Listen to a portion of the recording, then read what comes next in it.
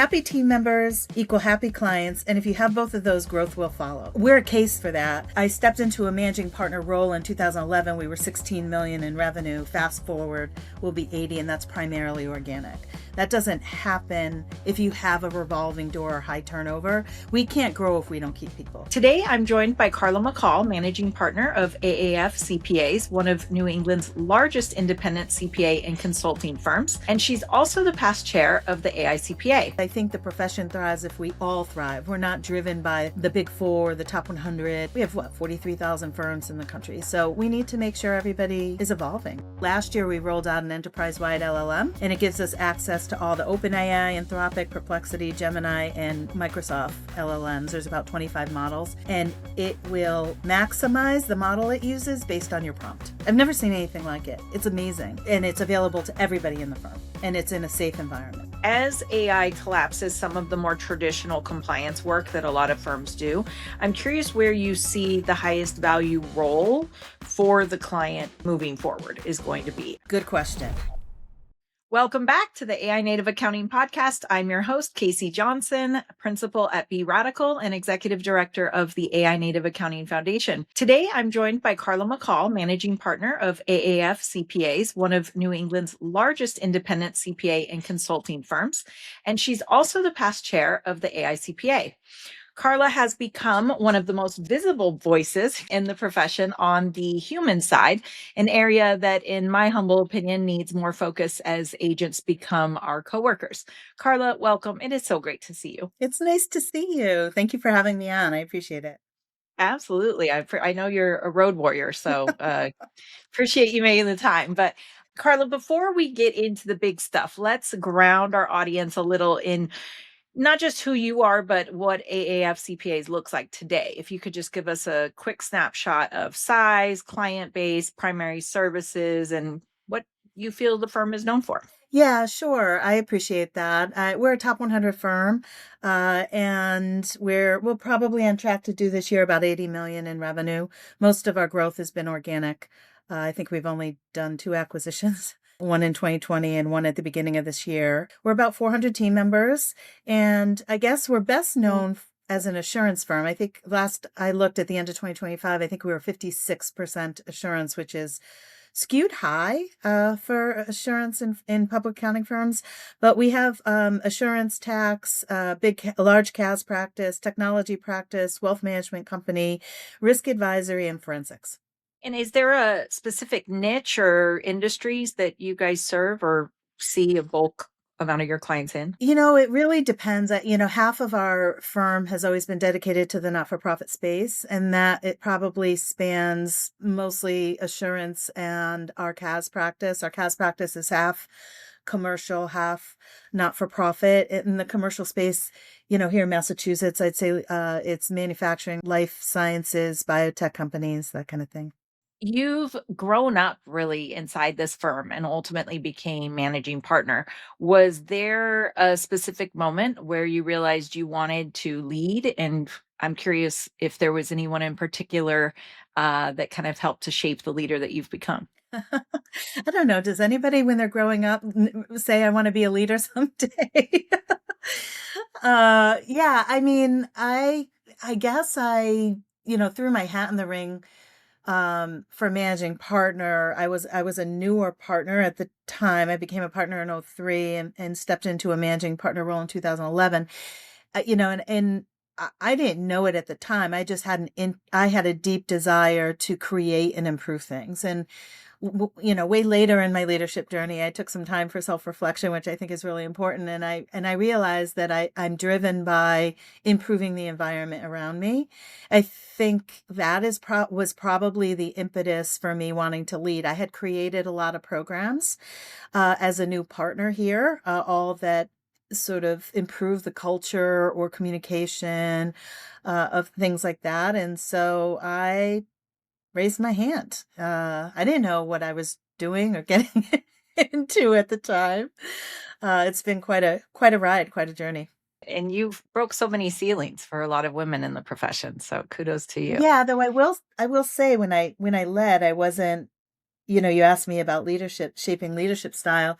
when I first stepped into a managing partner seat, I really tried to emulate what came before me. And along my journey, I got some critical feedback from a manager that changed my leadership trajectory for the better. And I think that feedback is a gift. And I don't know that I would be here today if it wasn't for that feedback. And so it was really, really helpful.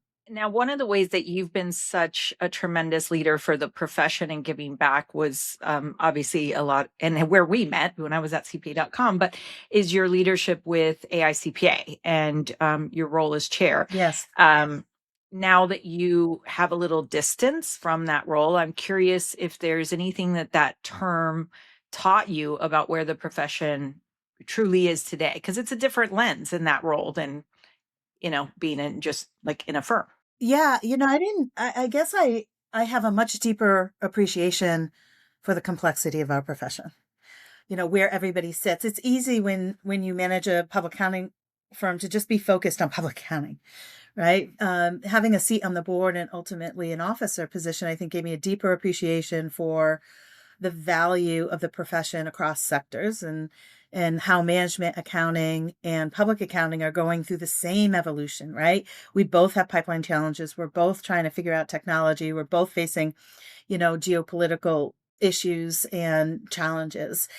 And I did not, I guess, appreciate sort of the differences and how we complement each other and how what we do in one country, for example, affects thinking in other countries and how different parts of the world attack problems in a very different way. And so it requires the association to be very nimble and agile and knowledgeable across, all markets and all sectors. And it's complex. I have a deeper appreciation for the work of the association after being on the inside, so to speak. 100%. I always say, um, and this is a generalization, but people just don't understand how many different layers there are and how much advocacy work is done behind the scenes. So, yes, definitely some unsung heroes over there. But I remember though, during your term, some of the key focus areas that you were really dedicated to were on value and innovation and inclusion. It feels really connected to the firm that you've been building back home. So I want to start with that piece that I love, first of all, your work from anywhere and your human first culture. I think you launched the work from anywhere around 2021. Was that driven a lot by COVID then, or was this always kind of a thought and on the roadmap? Yeah, I mean, I tried to push our firm to hybrid working pre-pandemic. We were already mobile. We had laptops. We had, I don't know if it was Zoom or Teams at the time. We had the ability to work from anywhere, right? It just wasn't accepted.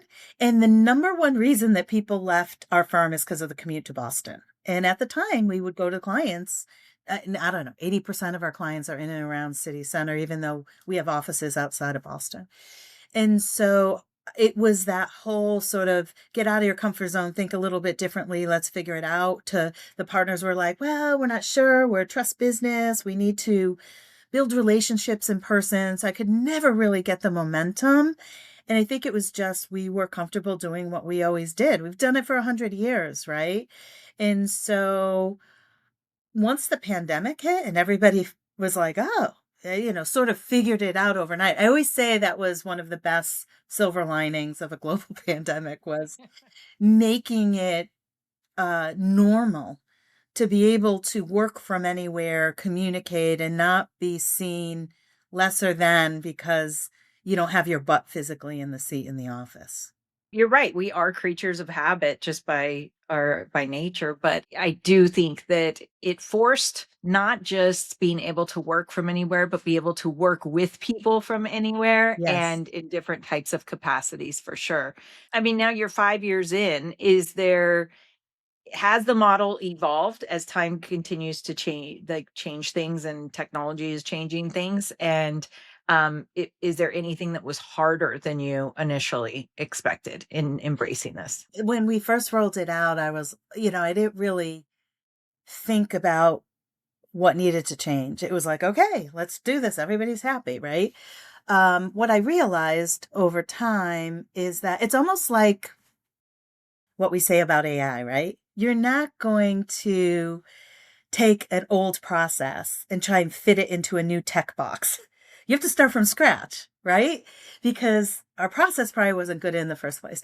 And so I realized that we needed to rethink a lot of things differently: how we train people, what we're training people, how we communicate, when we communicate, what we communicate, and how we engage people in person, and how we create community. I would say those first couple of years, 21 and 22, were probably rough on the new young professionals we hired, because we didn't have those new processes. But I did recently put out to the firm, I have a managing partner teams page, and I put out to the firm, what do you think's working and not working? And just to get their perspective about it. And it was interesting. On the working, it was satisfaction due to higher employee satisfaction due to flexibility, ability to hire from anywhere, higher productivity, better work-life integration, and accommodating employees that relocate. I mean, the themes that came through harder were having to change habits around communication, more intentional relationship building, need to change how we train.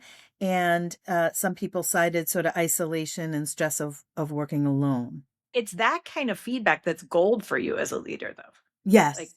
the the the downsides. Absolutely. I mean, when we changed our onboarding from like a month-long process to a year-long process, right? So there's intentional community building around the classes that we start together. So build relationships. And what happens now is they schedule days. I happen to be in my office today. There's a group of 8 people that they coordinate when they come in. They go to, a certain part of the office, and, they have lunch and they're working together.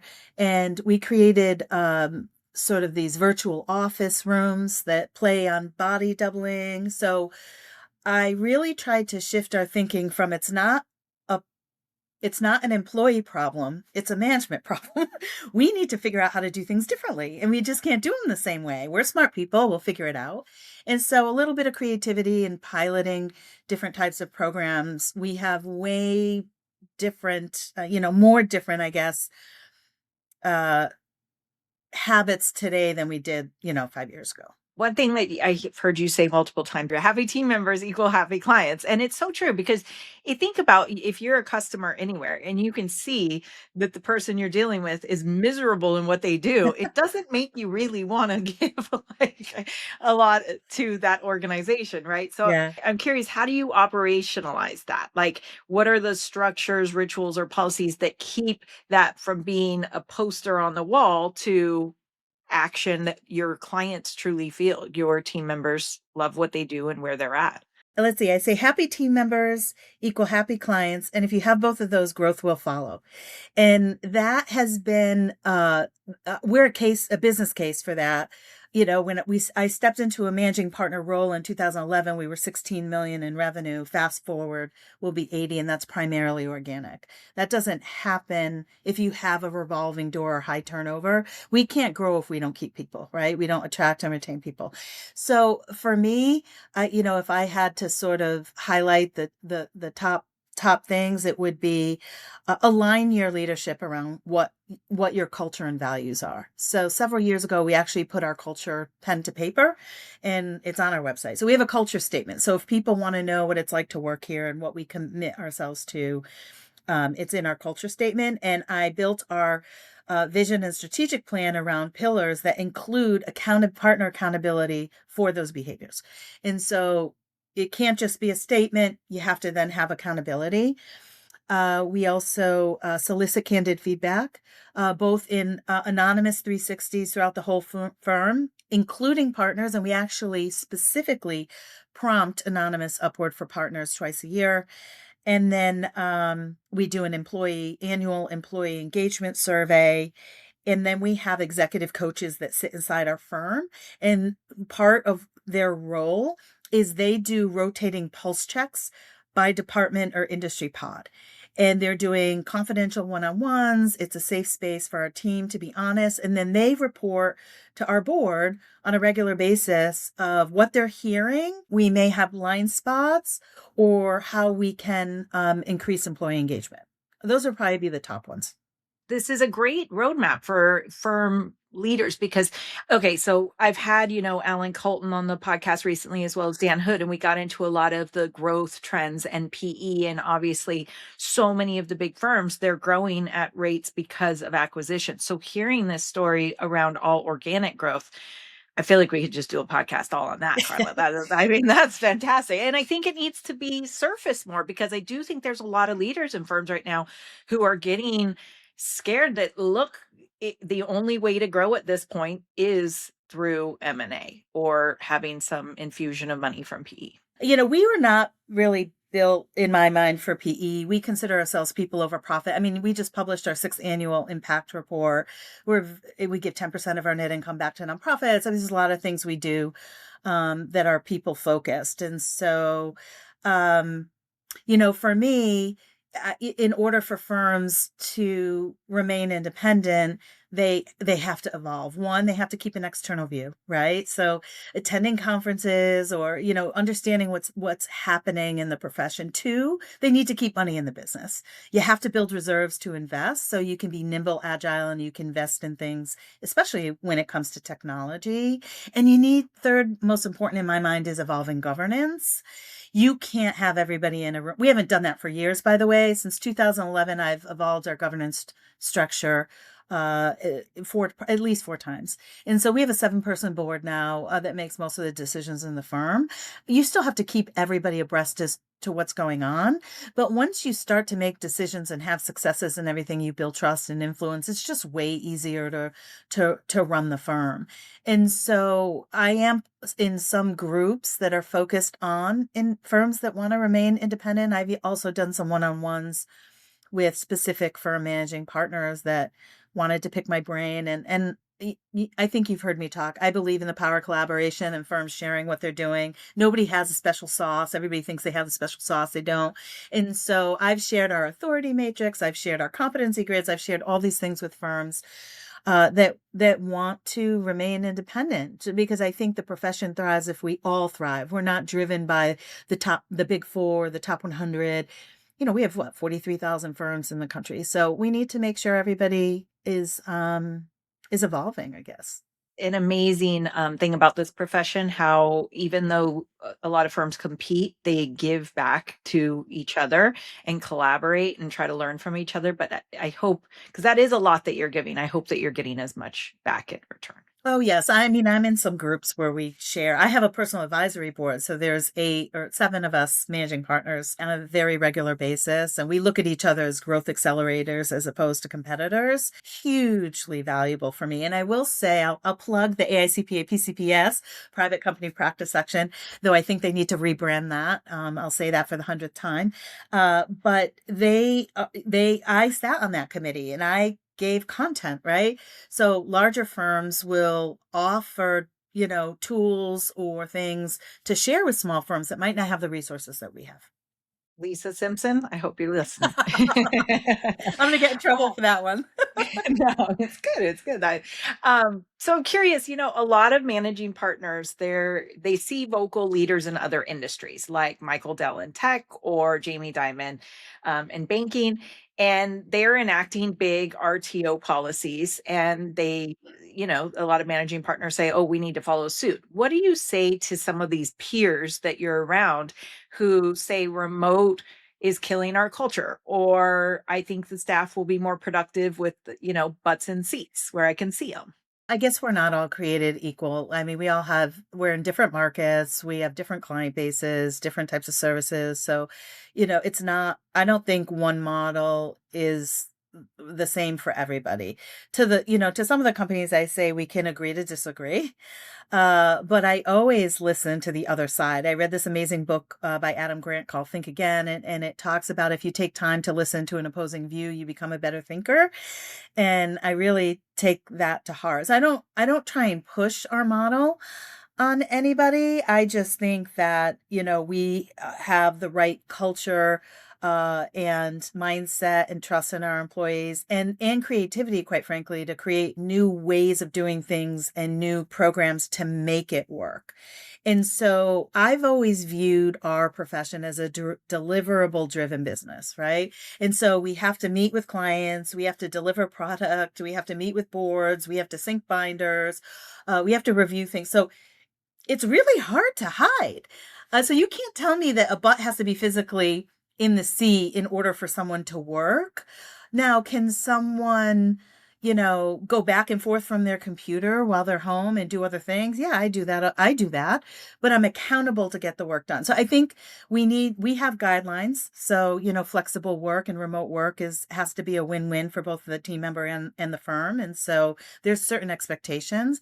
And then we've evolved sort of how we train, how we supervise, what was considered micromanaging in pre-pandemic is sort of a strategic imperative now on those check-ins until people develop trust with each other, with that follow through, their understanding, they're going to ask questions and all of that. So we've opted to evolve. It's not, you don't figure it out on day one, but we've opted to figure it out as we go. And I think we've done a pretty good job. I am curious though, have you, because work from anywhere can be very broad. Have you, and I see this on Instagram where people will be like scuba diving or on the beach. Like, has anybody ever showed up for a meeting and they're like, you're like, where are you? I know, right? That is funny. Yeah, some funny stories there. I mean, we do have a contractor who travels all over the world for underwater photography. And she works for us on a part-time basis. We have had team members who have spent, a month in Costa Rica and worked for us from there, or stayed on in the Philippines for a while and worked for us from there. We've had employees. I have an employee just moved to Taiwan, and he's working for us from there. It requires people can't. I think when it comes, our guidelines are when it comes to out of the country, we need notice. There are Yeah. probably some countries we would say no to, because of security or whatever reasons, and so there is a sort of an application process for that, and that actually started from a team member we had that decided they were going to stay in another country after they were there and didn't tell anybody. And we didn't realize it. And they were, oh, well, we have a work from anywhere. And that's when we realized, okay, now we need some guidelines around where. So that's part of the shifting. So instead of sort of making a blanket assumption, oh, everybody's going to take advantage of this, let's figure out a way where it's just more transparent about how we think about that. Does that make sense? Yeah, Yeah. absolutely. You made pipeline one of the anchors during your AICPA chair year, and I know you've been on a lot of campuses. You're also obviously running a firm that is attracting a lot of early career folks every day. What are you actually seeing from young talent right now? What do they want from a firm? What do you feel is what's getting it so that you win against a different firm that maybe they had applied to as well? Yeah, I mean, I think what I'm seeing in when I'm talking to young students or in our employee engagement surveys, they want flexibility, they want higher pay. I mean, the cost of living right now is ridiculous, right? Quick advancement, or how, knowing how to advance, right? So they want that transparency, and they want a tech forward company with strong company values. Those are things that sort of rate highest for us. What do they walk away from? Lack of transparency, especially when it comes to promotion advancement and salary advancement, lack of development or good cultures, and lack of work life integration, for sure. And work life integration is different for everybody, right? For years, we made assumptions about, what people, like valued outside of work. And it's very different. Some people value travel, some people value their pets. Sometimes it's family, sometimes it's faith. So it runs the gamut. It's not one size fits all. Do you find that they want to join a firm that is more tech forward or progressive as it comes to the use of the latest, greatest and AI in their role? Oh, absolutely. Absolutely. Hands down. I mean, they're teaching us. When I'm talking around the country to firms, I'm talking about look for your leaders really young. So we have some amazing leaders in our firm that are probably, 4 to 8 years into their careers, right? And so the days of us thinking that the leaders have to be the most technical and most tenured in the firm is wrong. They're teaching us how to work smarter. And so we need to embrace that for sure. Yeah, I've heard of some really good reverse mentoring programs in firms where they are formalizing that because, it takes away some of the fear for the more experienced leaders that are kind of not as comfortable with AI as their younger counterparts. I love it. Is AI reshaping what early career work looks like at AAFCPAs? Like, I know there's a big concern about, okay, if AI is my junior associate and someone is coming out of college and they didn't learn the context of why something is done the way that it because AI is great at the what, right? But not always the why. I'm just curious how you're thinking about that or how you're handling training new staff that's coming in that aren't going to go through the same processes and workflows that we we used to go through to learn a job. Yeah, it was very much an apprenticeship model, wasn't it? Yeah. Right, where you started at the bottom and worked your way up. Yeah, I mean, we've had to shift our training to be more experiential, is that the word? So we develop mock audit training, we do mock tax training, we have built in critical thinking, so providing, for example, in our tax department, tax returns where things are wrong, and how do they think about how stuff is supposed to look, where does it go, and what is wrong within the return. In our audit, we're in the middle of a massive audit transformation with dynamic audit solution, and we're talking about how do we build in intentional friction. And it's a little scary for me because, oh, we build in intentional friction, what if someone doesn't catch it? But it really is to keep that critical thinking muscle strong, which is, I think, the biggest risk we have in AI adoption is over reliance on it. And I think with the newest generation that grows up with with a phone, and in my opinion, they don't always look to an authoritative source. They just assume if I'm reading it, it must be real or whatever or true, is where we have to double down as a profession.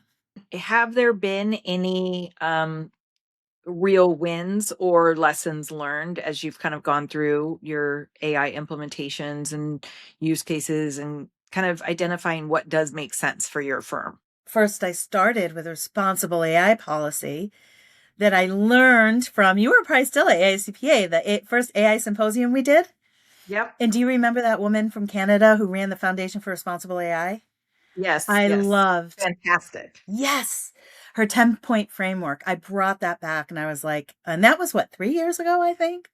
Yeah, at Uh, least. I brought that back and started with that first, and then sort of created a committee that has every department represented, and has our CIO and COO sort of that lead that group. But also because what I saw was the risk of everybody just going rogue, right? I got to have this product, that product, and not having any control over it as a firm or a priority. Because let's face it, the emails, the pings, the new products, it's overwhelming.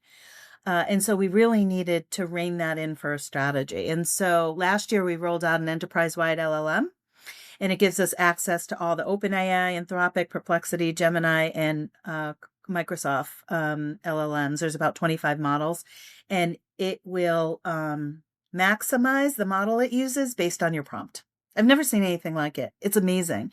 That has just springboarded like the ideas, the efficiencies, the sharing, all of it, with our and it's available to everybody in the firm, and it's in a safe environment.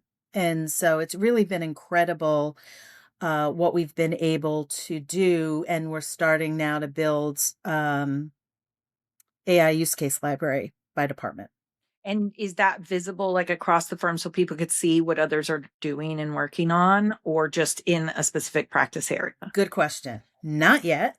So we have an in-house AI team, so they're the ones that's managing. I just asked them this question, like, "Where's the library? Where can I go look at it?" He's like, "Calm down, Carla."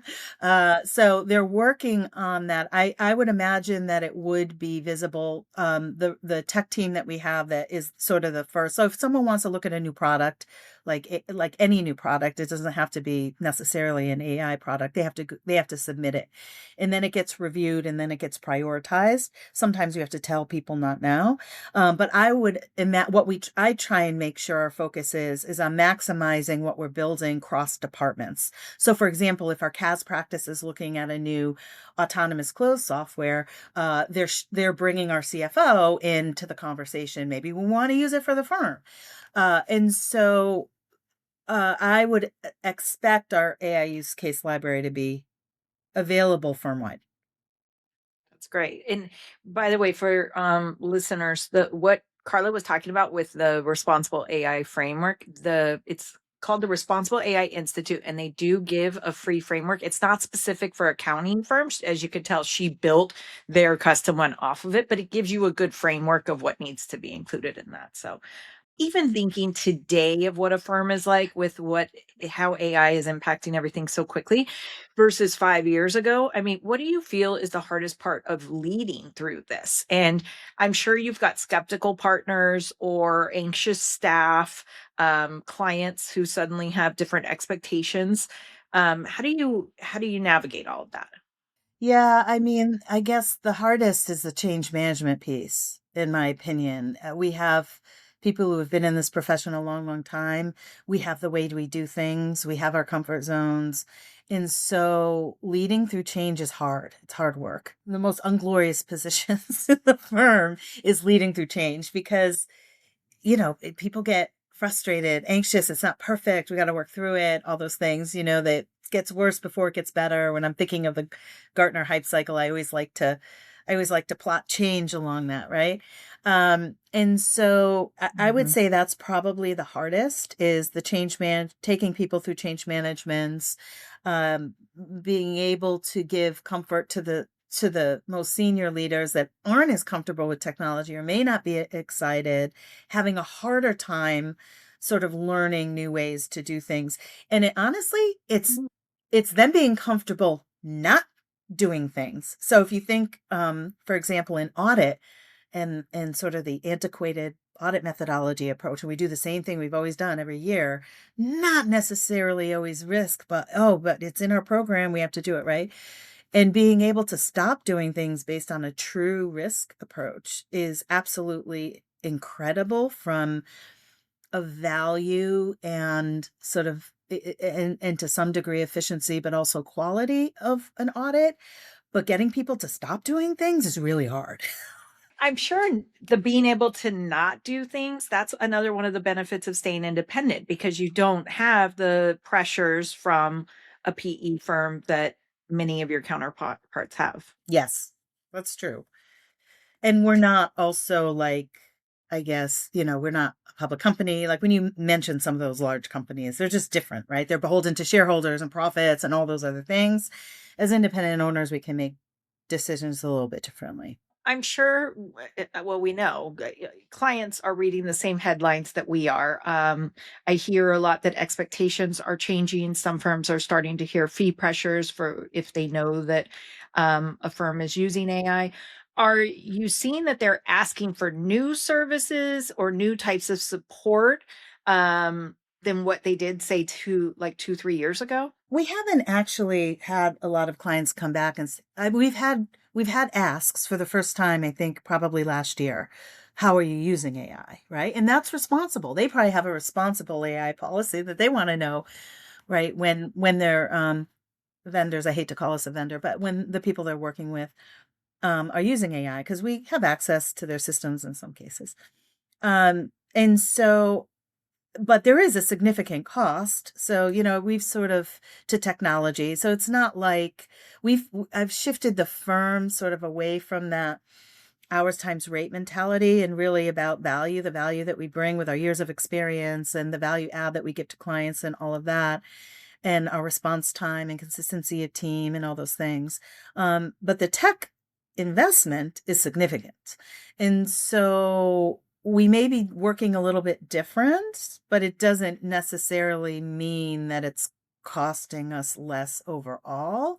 I think what clients are saying is, oh, can we do that?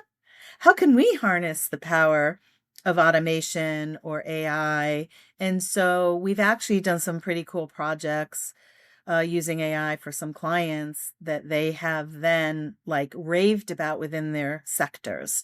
So I would say advisory is huge because we have an opportunity to help them work smarter, help them do more with less, and they're facing, pipeline and hiring challenges just like we are. And I think that, that's a positive for the profession. One more thing before we get into the lightning round. So, as AI collapses some of the more traditional compliance work that a lot of firms do, I'm curious where you see the highest value role for the client moving forward is going to be. I mean, you touched on advisory. You guys do a lot of assurance work.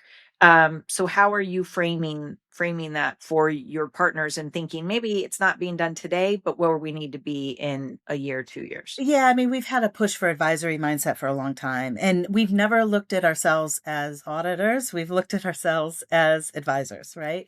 Because you can hire a number of firms to do an audit. We've always grown up. And the reason why we're probably so focused on assurance is we bring sort of that business mindset, to the companies. What's happening externally? How is this impacting your business? And so it's sort of that strategic thinking.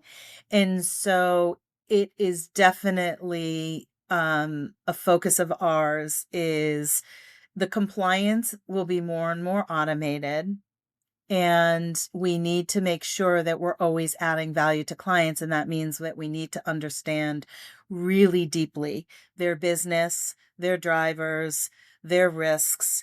And we need to spend more of our time on the advisory piece with them or consulting um, than we ever have before. And I think the more solutions we can bring to a client, the more value we have.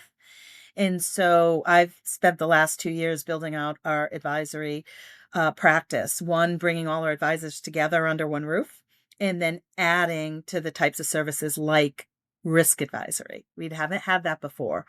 Forensics, business valuations, other types of services that we've never historically offered, we're now bringing in house.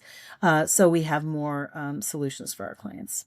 We are about to embark on like the busy conference season, and I know you're a road warrior and get asked to go to pretty much every conference. Is there anything in this upcoming, conference season that you're really hoping to see or that you hope is a hot topic that sheds some light and brings some clarity for you or the firm, that maybe something you've been struggling with that you're like, wow, I hope they dive into this, or I see a solution for this?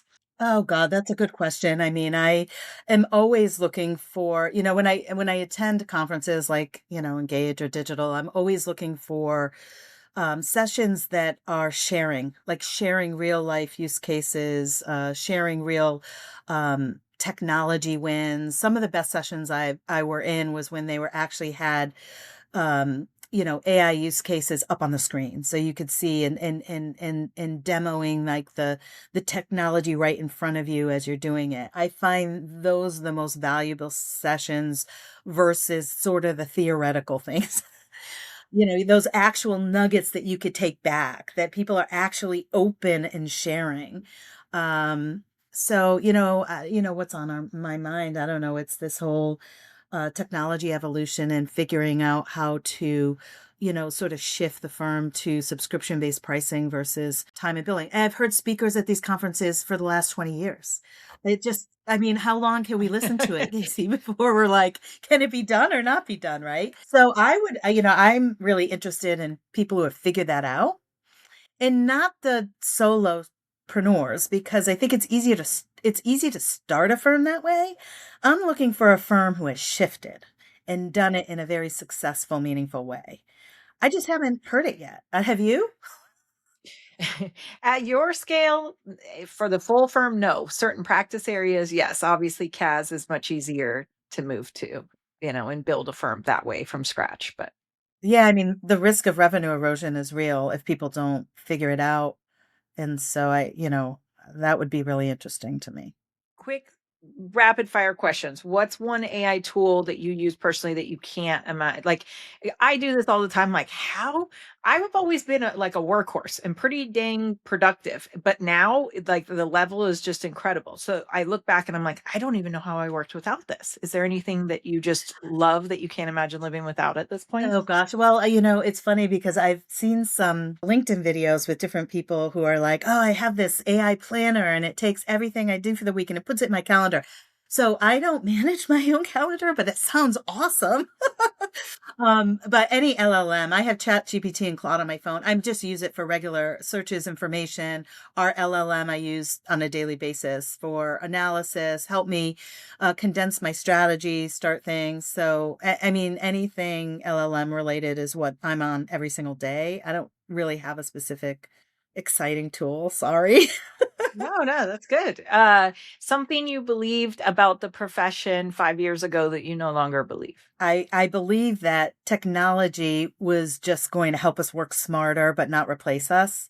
I no longer believe that. I think there's some work that we do that will be at risk if, sooner, like basic tax returns, for example. Someone who just has government issued forms, for example, there probably isn't going to be a need for that. We don't do a lot of that, but I'm thinking, gosh, H&R Block is probably, its existence probably isn't going to be very long, that kind of thing. One piece of advice you find yourself giving young professionals over and over. Find your meaningful work. Where you have the most success is when you find the work that gives you energy. Thank you, Carla. I think that this is exactly the conversation that a lot of leaders need to hear, that AI strategy is not in isolation, but a strategy braided into your culture, your talent model, and the human side of the firm. I'm sure many of our listeners will walk away thinking differently about what it actually takes to lead a firm through this pivotal moment. So thank you for taking the time. It's so great to see you. Great to see you, Casey, and I'm grateful for you and all the work that you do for our profession. Appreciate it. Oh. And to our listeners, thank you for tuning in. You can stream all of the AI Native Accounting podcast episodes on YouTube, as well as your favorite podcast platforms.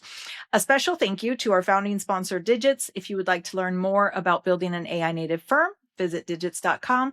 Until next time, remember happy team members equals happy clients.